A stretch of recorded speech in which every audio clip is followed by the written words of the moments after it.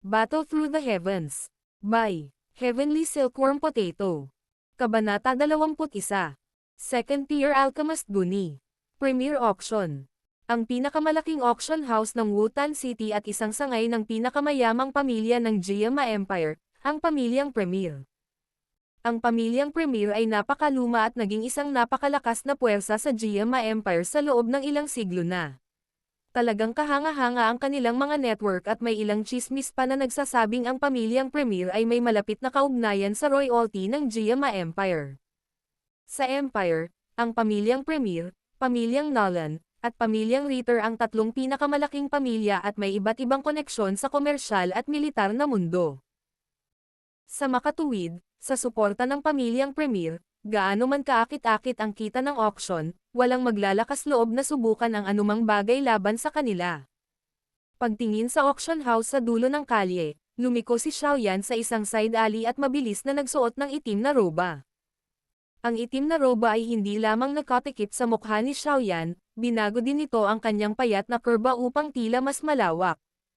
Kahit na tinitingnan ni Zuer ang nakadamit na figure, hindi niya malalaman na si Xiaoyan iyon. Matapos matakpan ng itim na damit, nagpakawala ng maluwag na hininga si Xiaoyan. Hindi dahil sa sobrang pag-iingat ni Xiaoyan, sa halip ay masyadong mahalaga ang Foundation Elixir. Para sa mga angkan, napakalaki ng atraksyon ng Foundation Elixir. Kung ang isang tao ay maaaring gumawa ng marami nito, nangangahulugan ito na ang nakababatang henerasyon ng angkan ay lalago sa isang pinabilis na bilis, na makakatulong sa angkan na palawakin ang kanilang kapangyarihan at humahantong sa isang positibong cycle.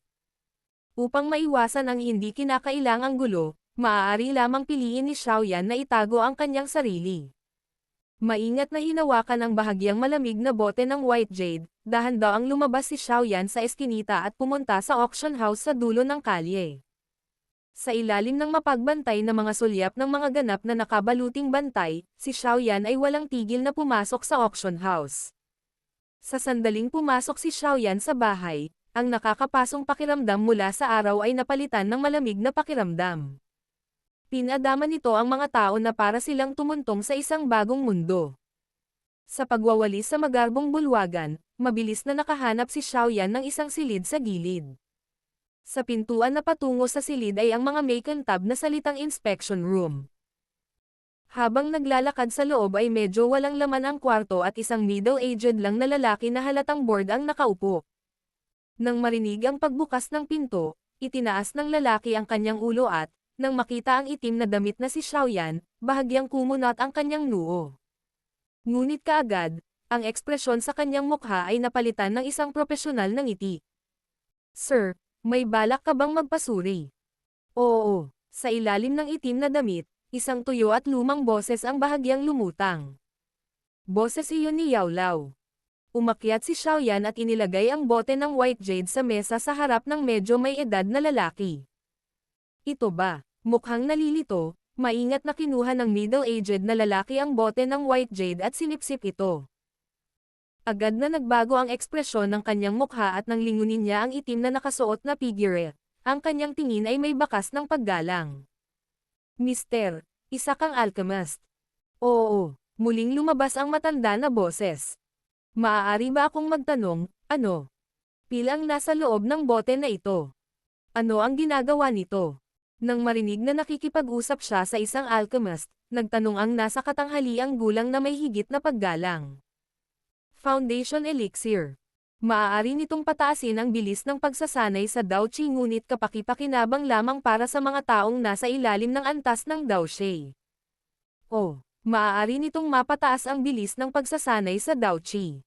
Nang marinig ang mga salita ni Yao Lao, nagbago ang ekspresyon ng nasa katanghaliang lalaki. Alam ng lahat na ang Dao Qi ay maaari lamang sanayin ayon sa isang itinakdang formula at dahil ang mga Qi path para sa mga individual ay lalong mahina sa puntong ito, kung ang epekto ng gamot ay masyadong mabangis, kung gayon ang Qi paths ay sesabog at ang tao ay mamamatay. Ang aking elixir ay walang anumang mga side effect at ang nakapagpapagaling na kapangyarihan ay napakapayapa kaya hindi ito magiging sanhi ng isang bagay na mangyari. Hindi mo kailangang mag-alala tungkol sa nangyari. Para bang naiintindihan niya ang iniisip ng nasa katanghaliang gulang, mahinahong paliwanag ng nanginginig na boses. Muling nagbago ang kanyang ekspresyon, maingat na inilagay ng nasa katanghaliang lalaki ang bote ng white jade sa mesa sa kanyang harapan at magalang na nagtanong. Ginoo, maaari ka bang maghintay sandali? Kailangan kong hilingin sa guni master ng ating auction na suriin ang elixir na ito. Oo naman, bilasan mo. Kumakawi si Xiaoyan sa kanyang kamay, hindi nagpanggap na magalang at umupo sa isang upuan sa gilid. Mabilis na tumango ang nasa katanghaliang gulang na lalaki at nagmamadaling lumabas ng kwarto.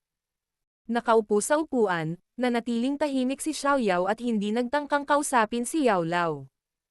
Ito ay lugar ng ibang tao at ang pagiging maingat ay mas mabuti kaysa sa hindi. Sino ang nakakaalam kung may mga bagay na maaaring makinig sa kanilang pag-uusap? Matapos maghintay ng ilang sandali sa silid, bumalik ang nasa katanghaliang gulang na may dalang berdeng matanda na may bahagyang puting buhok. Sa dibdib ng matanda ay hindi mga gintong bituin kundi isang parang alchemy furnace at sa alchemy furnace ay may dalawang pilak na linyang kumikinang sa kagandahan.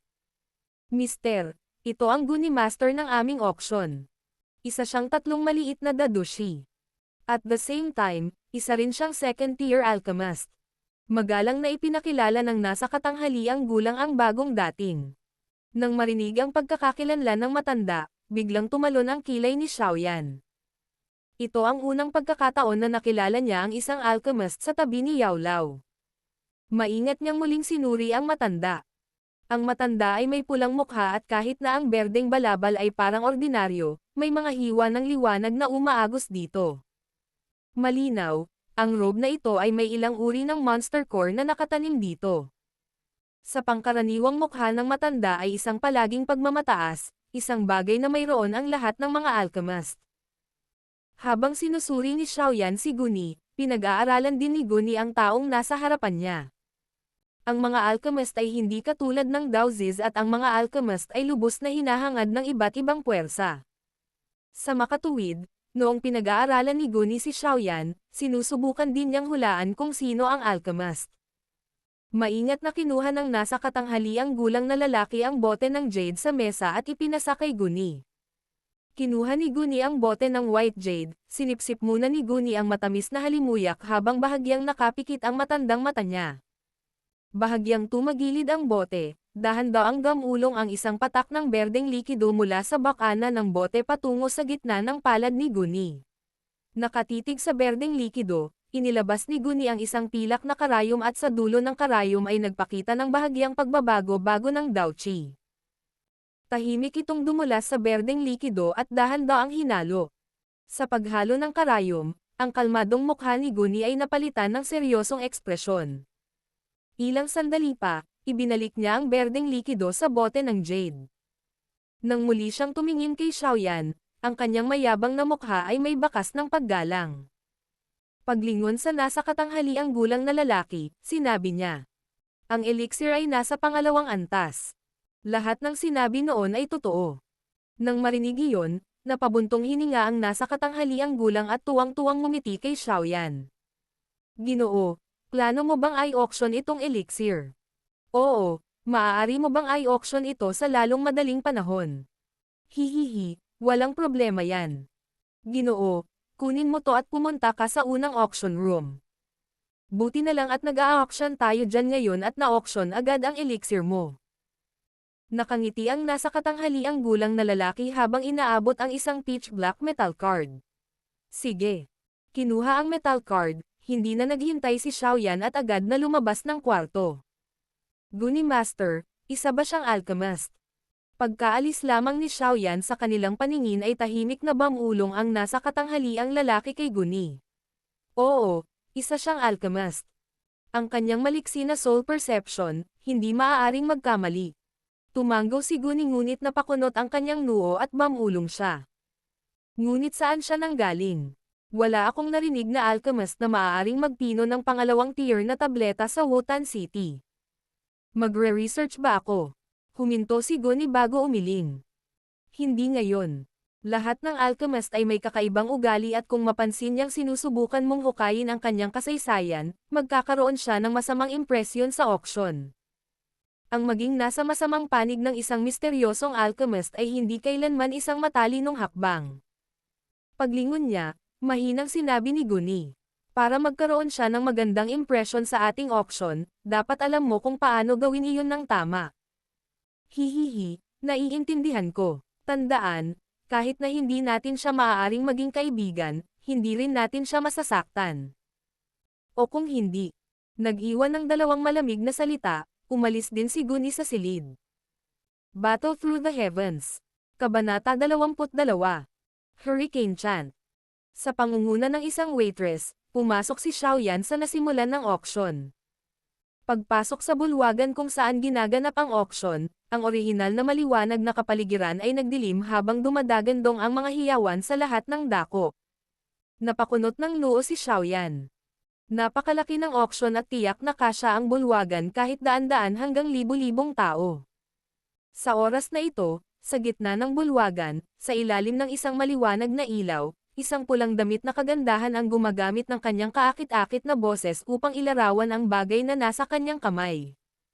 Sa ilalim ng nakakamanhid at malinaw na tunog ng boses, ang item na talagang hindi sulit ay nagkaroon ng pagtaas ng presyo sa isang exponential rate. Nakahanap ng malayong upuan, tahimik na umupo si Xiaoyan at sinulyapan ang kagandahan sa gitna ng bulwagan. Sa kanyang talamak na mga obserbasyon, napagtanto niya na karamihan sa mga tao ay narito para sa kanya at hindi ang mga bagay na ipina-auction. Ang nangungunang auctioneer ng Premier Auction House.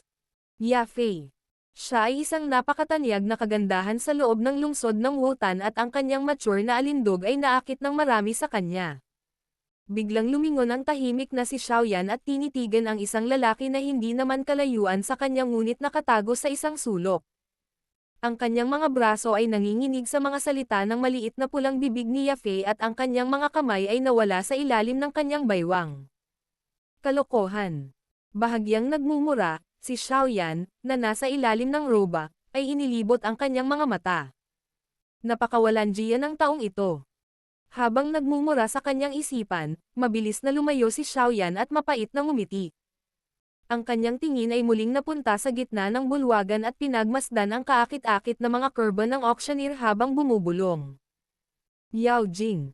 Matapos tingnan ang bagay na nasa kamay ni Yafei, nawalan ng interes si Xiaoyan. Wala siyang ganoong kalaking pera para makabili ng isang piraso ng basura, kahit na ang nagbebenta ng bagay na iyon ay isang magandang babae. Matapos tanggalin ang kanyang tingin kay Yafei, si Xiaoyan ay nagsimulang dahan-dahang tumingin sa paligid ng bulwagan. Ha! Tatay! Huminto ang kanyang tingin, nakatutok si Xiaoyan sa isang nasa katanghaliang gulang na lalaki na nakaupo sa front row. Biglang nabigla ang ekspresyon ng mukha niya. May interes ba si tatay sa babaeng iyon? Ang kakaibang pag-iisip ay hindi nagtagal dahil natuklasan ni Xiaoyan na ang tingin ng kanyang ama ay hindi nakatuon kay Yafei sa halip ay nakatingin sa malayo, na para bang may hinihintay siya. Bakit nandito si tatay? Sa pag-iisip sa tanong, muling inilipat ni Xiaoyan ang kanyang tingin. Sa pagkakataong ito, nakakagulat niyang napagtanto na ang mga pinuno ng angkan ng iba pang dalawang malaking angkan, sina Jialai Clan at Aoba Clan ay narito. May ipapa-auction na umaakit sa kanilang lahat. Tumalon sa kanyang iniisip, nagtataka na hinawakan ni Xiaoyan ang kanyang ilong. Ano kaya ang nakaakit sa tatlong pinuno ng angkan na pumunta rito? Sa totoo lang, ang babaeng nagngangalang Yafei ay isang dalubhasa sa paglikha ng kapaligiran. Ang kanyang mga sulyap at ngiti ay magpapapataas ng presyo ng item ng ilang sandali. Bilang karagdagan, sa tuwing magtataas ang presyo, magpapadala siya ng isang kaakit-akit na ngiti sa taong kakatawag lang ng pinakabagong presyo at makakalimutan nila ang kanilang sakit sa sobrang pagbabayad para sa item. Ang kapaligiran sa loob ng auction house ay pinanatili sa isang kasukdulan sa kanyang mga ngiti. Hihihi, lahat, ang auction house ay nakatanggap lang ng bagong auction item. Naniniwala ako, na lahat ay magiging interesado dito. Matapos ay auction ang pinakabagong item, biglang huminto si Yafei at nagsalita ng malakas sa audience.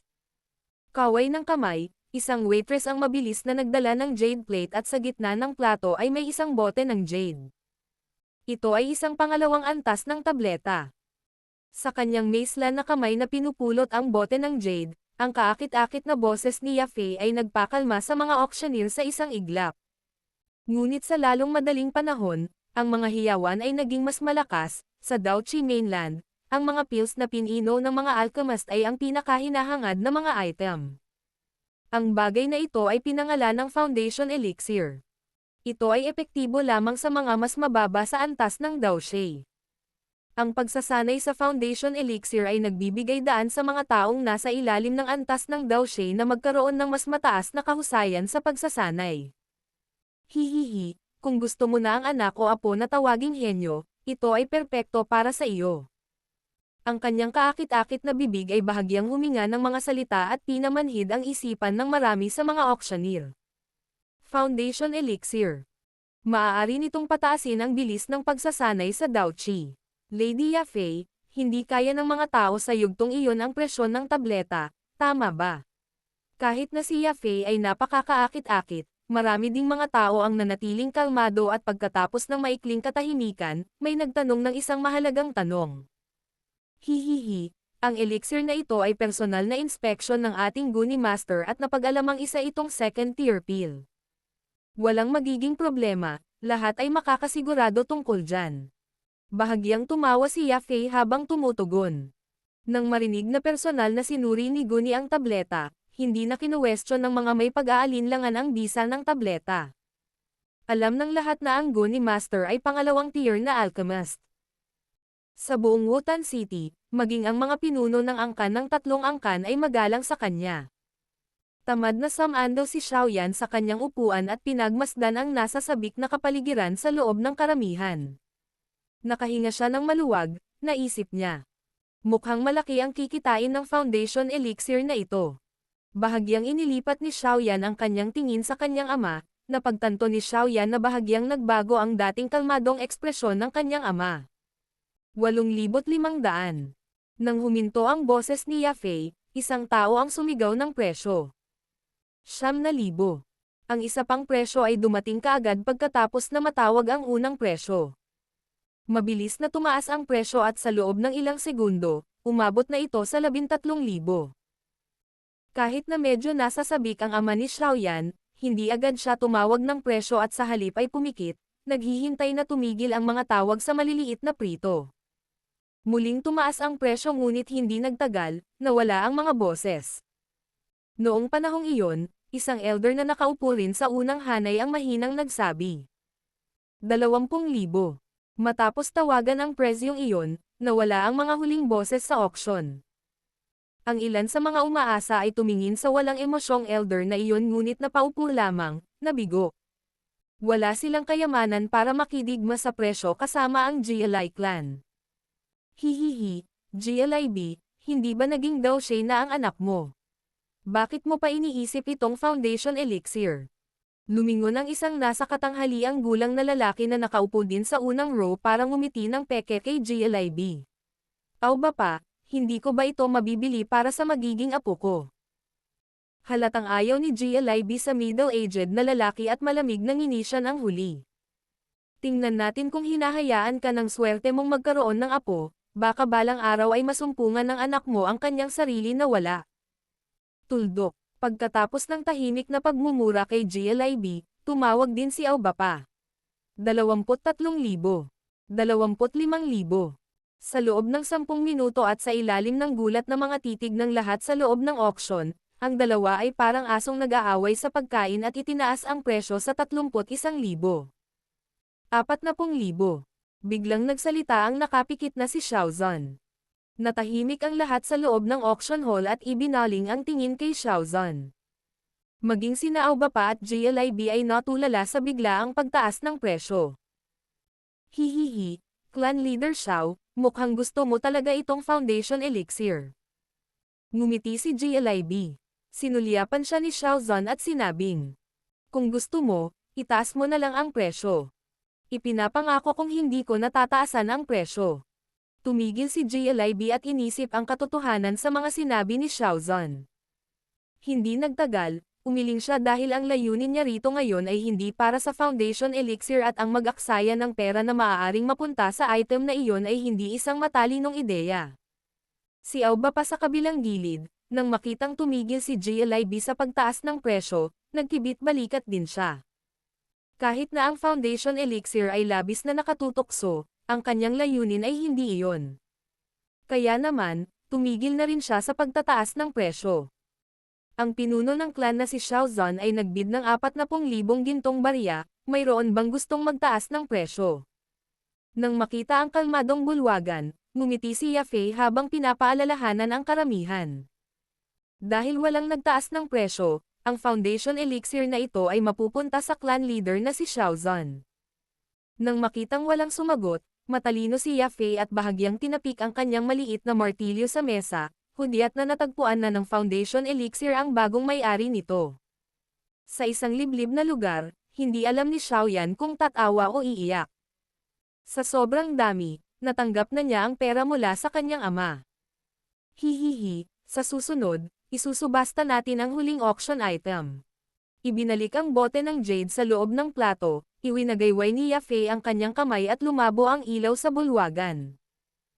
Yumuko siya, kumuha siya ng pilak na plato at sa gitna ng plato ay isang berdeng walang palamuti na balumbon. Ang balumbon ay bahagyang kumikinang na berde at sa mga pagmuni-muni mula sa pilak na plato, ito ay nakast sa isang mahiwagang liwanag. Paraan ng Haizuan Level Chi. Hurricane Chant. Battle Through the Heavens. Kabanata 23. Ang pag-aagawan. Sa sandaling sinabi ni Yafei ang high-level Zuan Chi method, tumahimik ang buong auction. Kung ikukumpara sa Foundation Elixir, ang Dao Chi methods ay higit na mahalaga. Kahit na ang mga table tasks ay mahal, ang mga ito ay isang beses na gamit na item. Ngunit ang Chi methods ay tatagal sa buong buhay ng isang tao at maaari pang ang mamana ng mga anak at apo ng isang tao. Kaya mula sa isang pangmatagalang pananaw, ang isang mataas na antas ng paraan ng Chi ay higit na hinahangad kumpara sa mga table tasks. Pagkatapos ng lahat, kapag ang isang tao ay may mataas na antas ng paraan ng Chi, kahit na walang suporta ng mga table tasks, ang taong iyon ay maaaring maging isang puwersa na dapat isaalang-alang pagkatapos ng isang yugto ng panahon. Sa kabilang banda, kung ang isang tao ay walang Chi method at mayroon lamang mga table tasks, kung gayon kahit na ang taong iyon ay kumakain ng mga table tasks na parang candy, hindi pa rin siya magiging masyadong malakas. Pagkatapos ng maikling sandali ng pagkabigla, nakabawi ang mga auctioneer at ipinadala ang kanilang nagbabagang mga tingin sa berdeng scroll sa gitna ng bulwagan. Maging ang kaakit-akit na Yafei ay tila nakalimutan na. Nakaupo sa likod na hanay, nagpakawala ng hininga si Xiaoyan. Paraan ng Haizuan Level Chi. Hindi nakakapagtaka. Ang Chi method ay isang buong antas na mas mataas kaysa sa nangungunang Chi method ng Xiao Clan, ang Furious Lion's Rage. Hindi nakakagulat na ang tatlong pinuno ng angkan sa Wutan City ay personal na pumunta rito. Kaya't lahat sila ay nagpaputok para dito. Isang mataas na antas ng Zuan. Pinagmamasdan ang hindi gumagalaw na berdeng scroll, likas na dinilaan ni Xiaoyan ang kanyang mga labi. Ang pagmamayari ng scroll na iyon ay karaniwang nangangahulugan na mayroon silang pass para maging isang nangungunang daoshe at pagkatapos ng ilang dekada, magkakaroon ng bagong puwersa na makakalaban sa tatlong angkan sa Wutan City. Isa lang itong Haizuan Level Chi method. Ano ang espesyal doon? Nang mismong si Xiaoyan ay nagpapantasya tungkol sa Chi method, ang boses ni Yao Lao ay awkward na tumunog sa loob ni Xiaoyan. Isa lang. Sa pagpikit ni Xiaoyan, naramdaman ni Xiaoyan na may malaking agwat sa pagitan niya at ng matandang geezer na nagsasabing basura ang top tier na Chi methods. Nakaawang lang ang labi niya at nanahimik. Brat, ipagpatuloy mo lang ang pagsasanay. Sa araw na maging daoshe ka, ipakikita ko sa iyo kung ano ang mataas na antas ng Chi method. Nang matapos ni Yao Lao ang kanyang pag-iisip, muli siyang tumahimik. Muling itinikom ang kanyang mga labi, bumulong si Xiaoyan. Sana nga. Lahat, ang Zuan Level Chi method na ito ay natagpuan ng isang mangangaso sa kabundukan. Malamang na naiwan ito ng isang ninuno kaya hindi ito magdadala ng anumang problema sa sinuman pagkatapos nilang bilhin ito. Lahat ay maaaring magbid ng hindi natatakot na maaaring may kahihinatnan. Maingat na itinaas ni Yafei ang berdeng scroll at bahagyang sinabi. Lady Yafei, Maaari mo bang itakda ang pinakamababang presyo? Ang isa sa mga auctioneer ay naiinip na sumigaw. Pinapanatili ang kanyang kaakit-akit ng ngiti, sinabi ni Yafei. Hurricane Chant, mababang presyo, 200,000 gintong barya. Pagkatapos niyang tawagin ang pinakamababang presyo, ang auction house ay naging mas tahimik. Halata naman, marami sa mga auctioneers ang walang kayamanan para makabili ng ganoong kamahal na bagay. Sa isang liblib na rehiyon, hindi maiwasan ni Xiaoyan ang umiling. Ang babaeng ito ay pumapatay ng mga tao nang hindi dam-anak ang dugo. Ang 200,000 gintong barya ay katumbas ng kita ng Xiao clan sa buong 2 taon. Si Xiao Zhan at ang 2 pang pinuno ng angkan ay halatang kinilig. Ngunit wala silang magagawa tungkol sa presyo, para sa isang bagay na kasing halaga nito. Handa silang magbayad ng ganoon kataas na presyo para makuha ito. Kahit na ayaw nilang bilhin ito, may iba. Sa ilalim ng 200,000 gintong barya na presyo, walang tumawad sa lahat. Sa pagharap sa kakaibang kapaligiran, pinanatili ni Yafei ang kanyang kaakit-akit ng ngiti. Alam niya na ang atraksyon ng Chi method na ito ay napakalaki na ang mga tao ay handang gamitin ang kanilang buong kayamanan para bilhin ito. Katulad ng kanyang hula, ang kakulangan ng mga bid ay hindi nagtagal. Isang halos kalbong nasa katanghaliang gulang na lalaki ang nanginginig na sumigaw. 210,000. Tumingin si Xiaoyan sa boses. Kilala niya itong kalbong middle-aged na lalaki. Ang kalbong lalaki ay may-ari ng isang tindahan ng armas na halos monopolyo ang buong merkado ng armas sa Wotan City. Kahit na hindi niya may kumpara sa 3 pinuno ng angkan, medyo makapangyarihan pa rin siya. 230,000. Pagkaraang isiga ng may-ari ng tindahan ng armas ang kanyang presyo, tinawag din ng isang matanda na nakasuot ng kulay dilaw ang kanyang presyo. Ang matanda na nakasuot ng dilaw na damit ay isang malaking merchant ng gamot na may-ari ng ilang tindahan sa Wotan City. Tulad ng nasa katanghaliang gulang na lalaki, hindi niya maihahambing sa 3 pinuno ng angkan ngunit gayunpaman, siya ay medyo makapangyarihan. Sa pagbibigay ng masamang mata sa matanda, ang kalbong nasa katanghaliang gulang na lalaki ay sumigaw muli. 240,000. Sa loob ng auction house, kakaunti lang ang bid. Pagkatapos ng lahat, ang 200,000 na presyo ay sapat na upang hadlangan ang karamihan ng mga auctioneers sa pagbid. 300,000. Nang malapit nang huminto sa pagbid ang naunang dalawa, si GLIB sa unang hanay ay sa wakas ay tinawag ang kanyang bid. Matapos tawagin ni GLIB ang kanyang bid, ang dalawa ay walang magawang umatras. 330,000. Sa Wotan City, ang tanging mga tao na makakalaban sa GLI clan ay ang Xiao clan at Aoba clan. Ang presyong ito ay tinawag ng pinuno ng angkan ng Aoba clan, si Aoba pa. Malamig na nakatingin kay Aoba pa, malamig na sinabi ni GLIB. 350,000. Sapilitang pinaalis ni Aoba pa. 370,000. 380,000. 400,000. Sa ilalim ng patuloy na pagtaas ng Aoba pa, sumunod si GLIB nang walang pag-aalinlangan. Mukhang handa siyang makuha ang scroll sa anumang halaga. Nang umabot sa 430,000 ang presyo, kinailangan ng Aoba pa na huminto sa pagbid. Sapat na ang 430 upang pilitin ang makapangyarihang Aoba clan sa isang krisis sa pananalapi. 450,000. Nang makitang umatras si Aoba pa, hindi nagkaroon ng pagkakataon si GLIB na magdiwang bago nagbid si Xiao Zhan ang kanyang presyo. Malamig na nakatitig kay Xiao Zhan, si GLIB ay puno ng galit. Sa 3 clan, ang Xiao clan at Aoba clan ay mayroong middle Zuan level Chi methods ngunit ang GLI clan ay mayroon lamang low Zuan level Chi method kaya naman handa si GLIB na magbayad ng anumang presyo para makuha ang high Zuan Chi method na ito. Sa ilalim ng masayang hitsura ni Aoba pa, si GLIB ay nag-igting at dumura. 460,000. 500,000. Ang walang kibo na si Xiao Zhan ay nagtaas ng presyo sa isang bagong antas. Sa gitna ng auction hall, pinapanood ang dalawa na nag-aaway sa mga bid, ang magandang ngiti ni Yafei ay naging mas kaakit-akit. 550,000. Namumula ang kanyang mga mata, sa wakas ay nagpa siya si GLIB na itaas muli ang presyo pagkatapos ng maikling paghinto. Nanalo ka na. Taliwas sa hula ng lahat, pagkatapos marinig ni Xiao Zhan ang bid ni GLIB, ngumiti lang si Xiao Zhan at tinuya si GLIB. Ang pagkagulat sa ekspresyon ni GLIB ay mabilis na napalitan ng madilim na mukha. Alam ng makatuwirang panig niya na siya ay nilalaro. Xiao Zhan, panalo ka. Tatandaan ko ito. Pagkatapos sampain si Xiao Zhan, itinaas ni GLIB ang kanyang ulo upang tingnan ang natulala na si Yafei. Kahit na siya ay labis na nagalit, hindi siya ang dapat diktahan ng kanyang emosyon at sa madilim na mukha ay pinigilan ang kanyang damdamin. Lady Yafei, dapat bang matapos ang auction?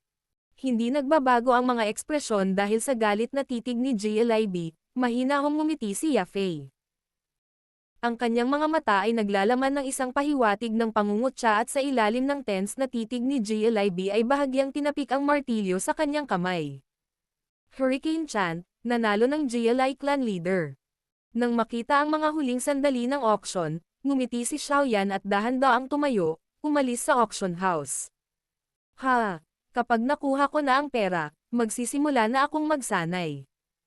Makalipas ang isang taon, kailangan kong bigyan si tatay ng isang sorpresa. Nang nasa pintuan na siya ng auction house, mahinang bumulong si Xiaoyan. Battle Through the Heavens. Kabanata 24. Lahat para sa mamaya. Umalis sa unang auction hall, bumalik si Xiaoyan sa inspection room at sa ilalim ng magalang na tingin ng nasa katanghaliang gulang na lalaki, matiyagang naghintay. Makalipas ang ilang minuto, kasabay ng mga yabag ng paa, dalawang anino ang nagtulak sa pinto. Hihihi, ikaw ba ang may-ari ng Foundation Elixir? Mister, ito siguro ang unang beses na nakarating ka sa Wotan City, di ba? Sa bagzo ng pabango, isang kaakit-akit ngunit nakakamanhid na hajijek ang tumunog sa tabi ni Xiaoyan. Ginawa nito ang kanyang matatag na pag-iisip. Matapos sumumpa si Yao Jing, iniyuko pa ni Xiaoyan ang kanyang mukha sa loob ng robo bago tumalikod upang tingnan ang babaeng nakapula ang damit sa tabi niya. Sa malapit na pakikipag-ugnayan, muling napagtanto ni Xiaoyan ang kagandahan sa loob ni Yafei. Sa nakakasilaw na mukha ay isang pares ng matubig na mga mata na may mahabang pilikmata na tila laging nagpapadala ng mga hibla ng mga tali sa mga lalaki. Pagtingin sa ibaba, lampas sa magandang puting leeg, halos masipsip si Xiaoyan sa kanyang cleavage. Ang kanyang likas na alindog ay nakaimpluwensya pa sa kalmadong Xiaoyan. Bagamat pulang-pula ang mukha ni Xiaoyan, buti na lang, natatakpan ito ng kanyang robe. Kinalma ang sarili, bahagyang tumanggaw si Xiaoyao at kasabay nito, lumutang din ang boses ni Yao Lao. Nagtagumpay ang auction. Bigyan mo ako ng pera, may gagawin ako. Parang naiintriga siya sa edad ng may-ari ng itim na roba, tinakpan ni Yafei ang bibig niya habang tumatawa. Pagkaraan ng ilang sandali, nakabawi siya. Paumanhin sa amin ng ilang sandali pa. Inaayos pa namin ang mga papeles.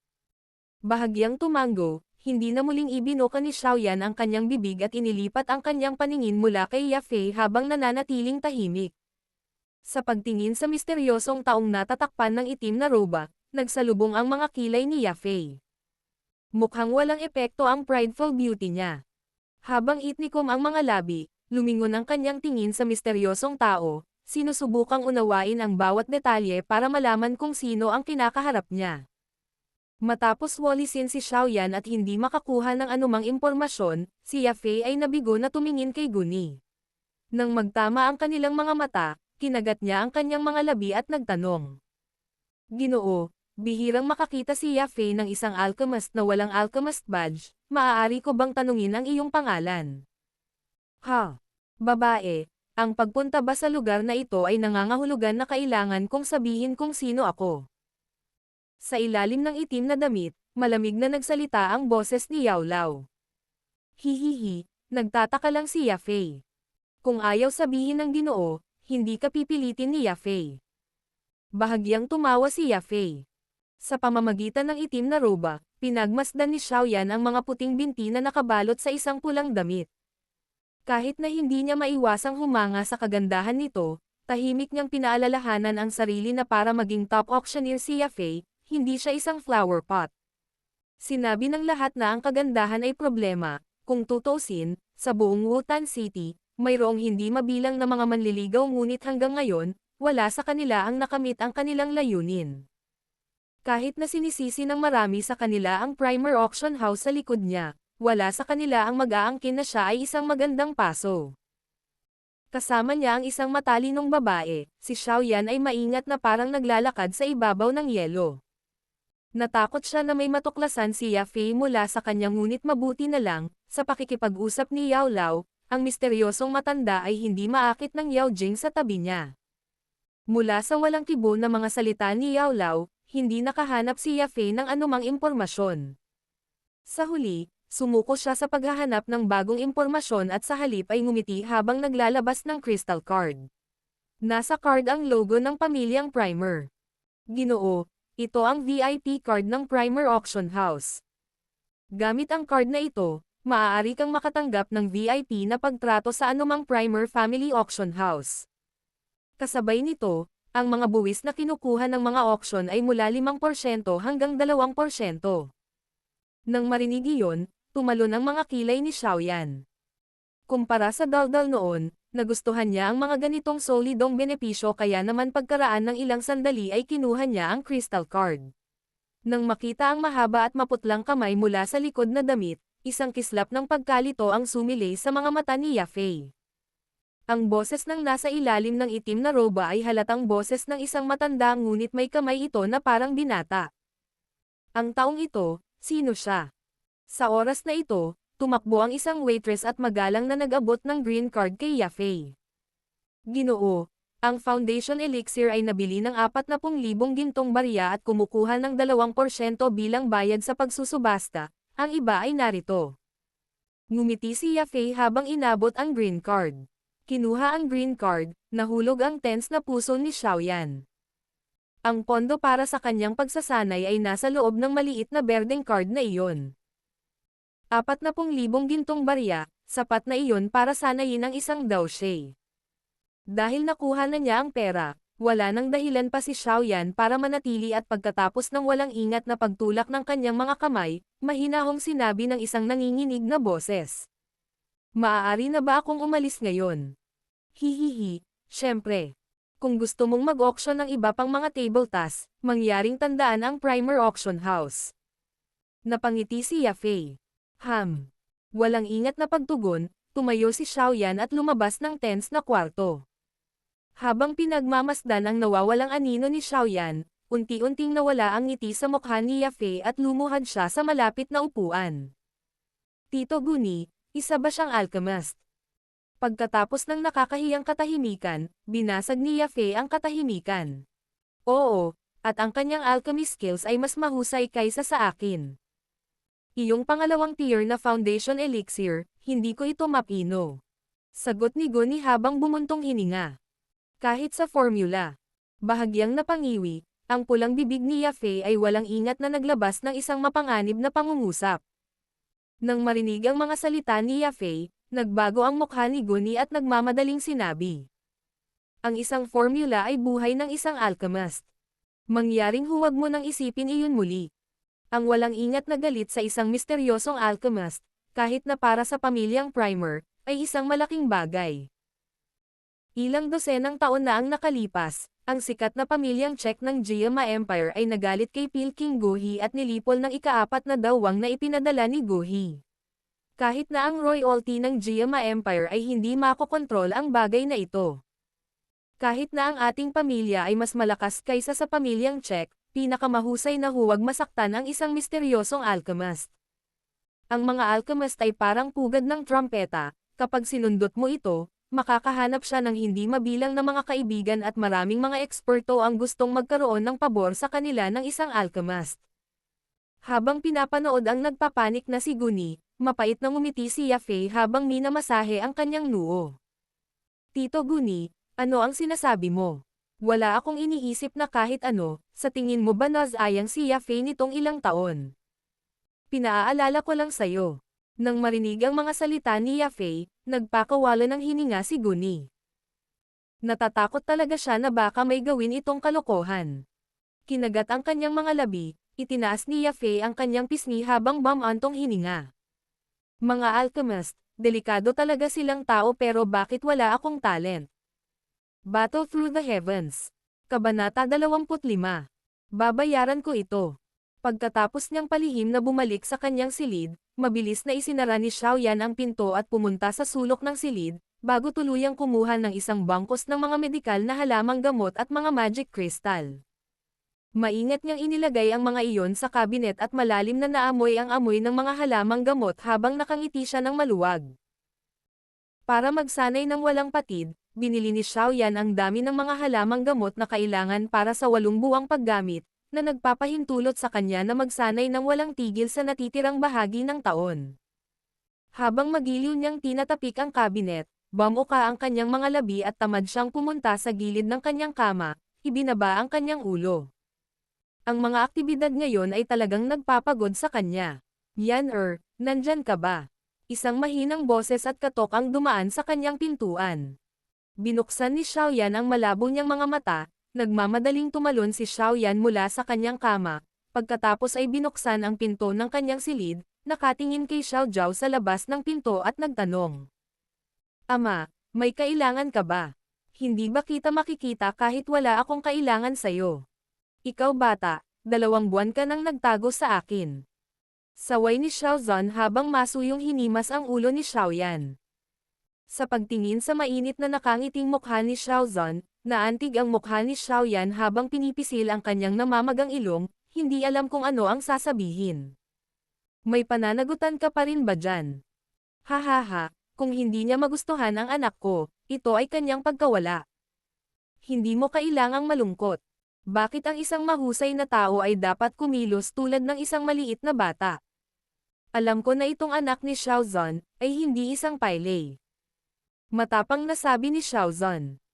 Hahaha. Ama, pagkatapos ng 3 taon, personal na pupunta si Yan sa faction of Mystic Clouds. Nakangiting sabi ni Xiaoyan sa malambing na boses. Mas naging seryoso ang nakangiting mukha ni Xiao Zhao, habang nakatitig kay Xiaoyan. Pagkaraan ng ilang sandali, sinabi niya ng may pag-aalinlangan. Mabuti ang pakiramdam ni ama, ngunit, pupunta ka ba talaga? Hindi sinasabi ni Itay na hindi mo maabot si Nolan Yanran, ngunit ang lakas ng faction of Mystic Clouds.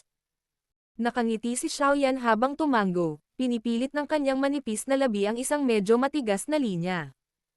Ama, na may ilang bagay, na bilang isang lalaki, kailangan kong tiisin.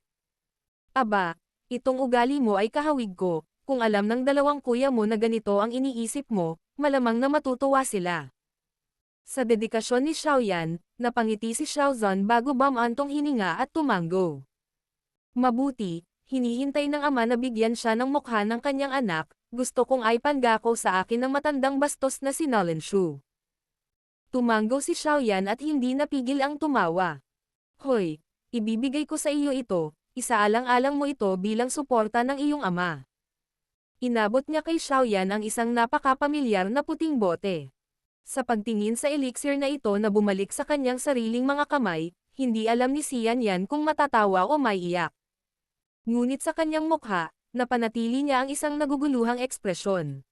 Ama, ito ba? Foundation Elixir, mapapabilis nito ang iyong paglilinang ng Daochi, ngayon ko lang binili. Nakangiti ang bibig ni Xiaozan. Siguro malaki ang ginastos mo para dito diba? Habang tinatanggap niya ang puting jade bottle, nakaramdam ng init ang puso ni Xiaoyan. 40,000 gintong barya, ngunit kung maaari itong magamit sa iyo, sulit ang presyo nito. Ngumiti si Xiaozan na parang wala siyang pakialam. Gumastos ka ng 40,000 gintong barya para sa pagbili sa akin ng Foundation Spirit Elixir na ito. Hindi ba maaaring guluhin ka ng mga matatanda gamit ang dahilan na ito? Ngumiti ng mapait si Xiaoyan. Ha, ako ang clan leader, makakapagbitaw sila ng ilang salita. Malamig na sabi ni Xiaozan. Ama, salamat, sa seremonya ng pang-adulto sa loob ng 1 taon, gagawin ko silang ganap na itikom ang kanilang mga bibig. Tahimik na tumawa si Xiaoyan habang sinasabi iyon. Buti naman, hinihintay kong mag-transform ulit ang anak ko. Bagamat hindi niya alam kung saan nanggaling ang kumpiyansa ni Xiaoyan, tuwang-tuwa si Xiaozan nang makita ang kumpiyansa na hitsura ng kanyang anak. Sige, hindi ko iistorbahin ang pagpapahinga mo. Kung may mga problema man ay darating at makita ang iyong ama, bilang isang miyembro ng pamilya, hindi ko hahayaang madisgrasya ka. Kumakaway ang kanyang kamay, tumalikod si Xiaozan, habang siya ay gumagawa ng malalaking hakbang paalis sa harapang bakuran. Kalokohan, kailangan ko ring harapin ang mga matandang tanga ngayon. Gumastos lang ako ng 40,000 gintong barya, pero akto sila na parang ginastos ko ang pera na dapat ay gagamitin sa pagbili ng kanilang mga kabaong. Mula sa gabi, ang mga ungol ni Xiaozan ay lumutang kay Xiaoyan.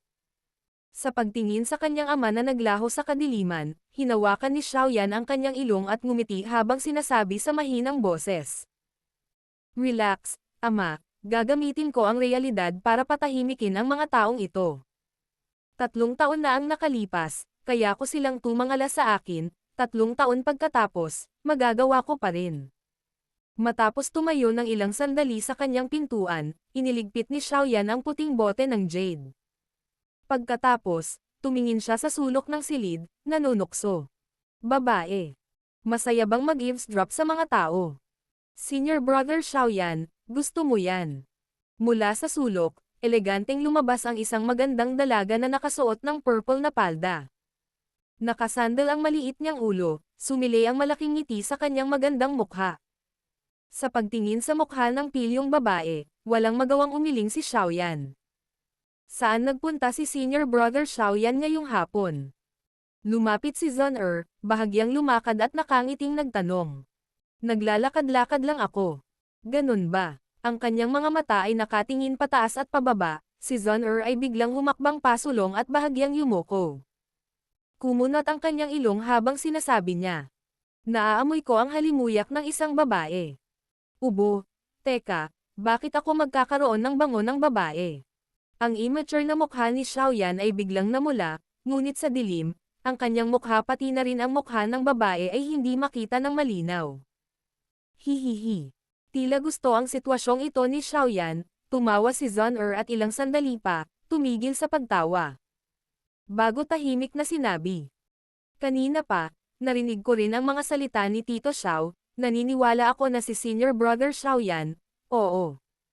Sa hinaharap, gusto mo talagang pumunta sa Faction of the Misty Clouds, sasamahan ka ni Zon para tulungan ka. Nang marinig ito, napakurap si Xiaoyan at mahigpit na tinitigan ang magandang maliit na mukha ng dalaga.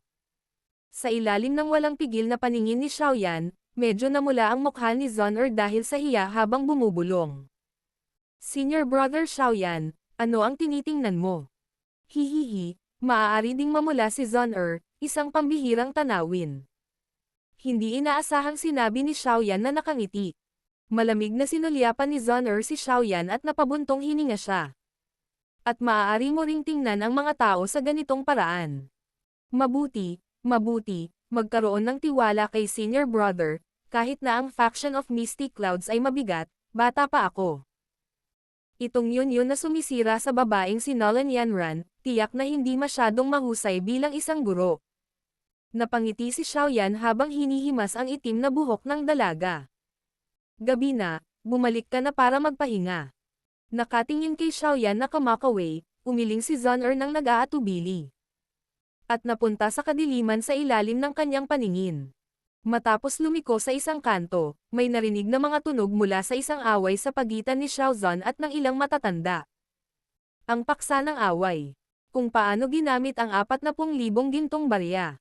Tumigil, kumunot ang maliit na kilay ni Zon at nagpakawala siya ng kaunting buntong hininga habang may lumitaw na purple card sa pagitan ng kanyang slim fingers.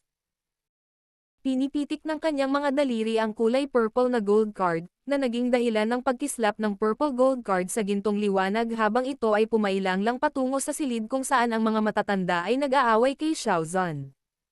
Biglang tumahimik ang silid habang mahinang sinabi ni Zon Ito ang pera para sa Foundation Elixir. Sa card na ito ay mayroong 100,000 gintong barya, ngayong naibigay ko na ito sa inyo, sana ay hindi na kayo magtuloy-tuloy na bigyan ng problema ni Tito Xiao. Tahimik ang buong silid bago sumang-ayon sa pagkilala ng tatlong matatanda.